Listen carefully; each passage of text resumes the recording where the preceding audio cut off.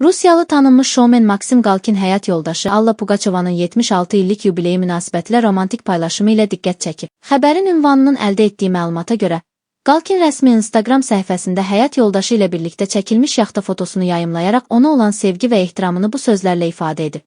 Ad günün mübarək, əzizim. Uzun illərdir sənət dünyasının simvolik cütlüklərindən biri sayılan Pugaçova və Galkin 2011-ci ilin dekabrında rəsmi nikaha daxil olublar.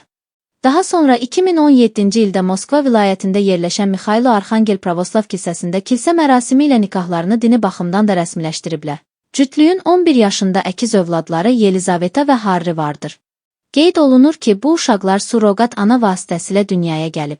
Pugaçovanın ilk evliliyindən olan qızı tanınmış müğənni Kristina Orbakayt bu xəbəri ilk eşidəndə hisslərini gizlədə bilməmiş və təəccübləndiyini etiraf etmişdi.